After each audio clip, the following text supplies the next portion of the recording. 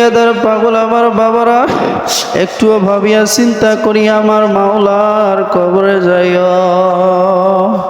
ও বান্দারা, একটু ভাবিয়া চিন্তা করি আমার মাওলার কবরে যাইও। তুমি মানো না বা না মানো,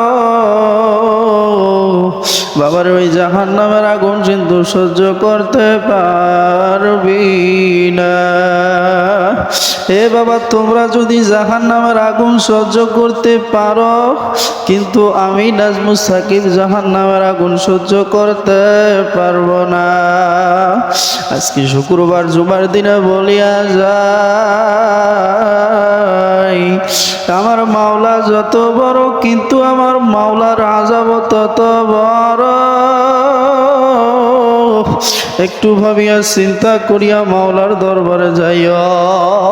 বাবা, যদি নেক আমল নিয়া কবরে যাও, তাহলে আমার রব্বুল আলামিন তোমার সঙ্গে ওই কবর ভালো আচরণ করবে। আর তুমি যদি নেক আমল নিয়া না যাও, তাহলে কবর তোমার ছাড় দিবে না। আম্মা জান আয়েশা রাদিয়াল্লাহু তাআলা আনহা এত বড় একজন মুহাদ্দিসিনী, তারপর ওই জাহান্নামের আগুনের জন্য বাড়ির ধারে কান্না করে। ও বাবা, আয়েশা রাদিয়াল্লাহু তাআলা আনহা বাড়ির খাটের মধ্যে কান্না করে। আমার নবী আসতেছেন, ঘরের মধ্যে বসিয়া দেখেন আয়েশা কান্না করা। আয়েশাকে বলা হলো, আয়েশা কেন কান্না করো? তুমি তো এরকম একজন আলেমা, একজন আল্লাহর পছন্দনীয় বান্দি, তারপর তুমি কেন কান্না করো? আয়েশা রাদিয়াল্লাহু তাআলা আনহা নবীকে বললেন, ও নবী আমার, আমি যতই বড় আয়েশা হই না কেন, ওই জাহান্নামের আগুন যদি লাগিয়া যায়, কেমনে সহ্য করব? আমি এই জন্য আমি যতই বড় আয়েশা আল্লাহর দরবারে পছন্দনীয় হই না কেন, কোনো কাজের জন্য, কোনো আমলের জন্য যদি মালিক বেজার হইয়া যায়, বলেন আমার উপায় কি হবে? মা ফাতেমা রাদিয়াল্লাহু তাআলা আনহা যখন ইন্তেকাল করেন, যখন ইন্তেকাল করার পর তাকে যখন মাটিতে দাফন করা হলো, মাটিতে দাফন করার সময় মাটিকে জিজ্ঞাসা করছিল, মাটি তুমি কি জানো তোমার গর্ভের মধ্যে কাকে দিতেছি? মাটি বলল, কে?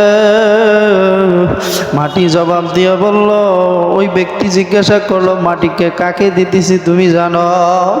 শেষ নবী রহমাতুল্লিল আলামিন সাইয়্যিদুল মুরসালিন, তার মেয়ে ফাতেমাকে তোমার পেটের মধ্যে দিতেছি। ও মাটি, তোমার তো সৌভাগ্য। মাটি বলতেছে, ও আবু যার গিফারি, শুনিয়া লও, আমি কোনো নবীর মেয়ে চিনি না।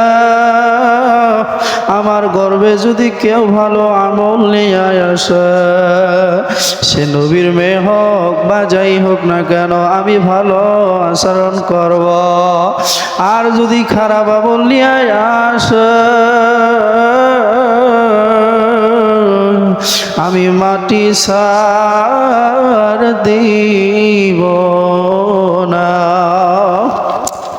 আল্লাহু আকবার, আল্লাহু। এই জন্য বাবা একটু চিন্তা ভাবনা করিয়া মাওলার কবরে যাইও। ওই কবরের মধ্যে পোকামাকড়ের ঘর, সাপের ঘর, কেমনে ওই কবরে কথা গভীর। এই জন্য বাবা দুনিয়ার মধ্যে বেঁচে থাকা অবস্থায় আমি সাকিব বলিয়া গেলাম, একটু মাওলার ভয় করো। আর ওই মাওলার কবরে ততক্ষণ যাইও না ততক্ষণ নেক আমল করবা না। আর নেক আমল করিয়া যদি যাও, আচরণ ভালো পাইবা। আর যদি বদ আমল নিয়ে আমার মাওলার কবরে যাও, যাও তাহলে বাবা তোমার সার দিবে না।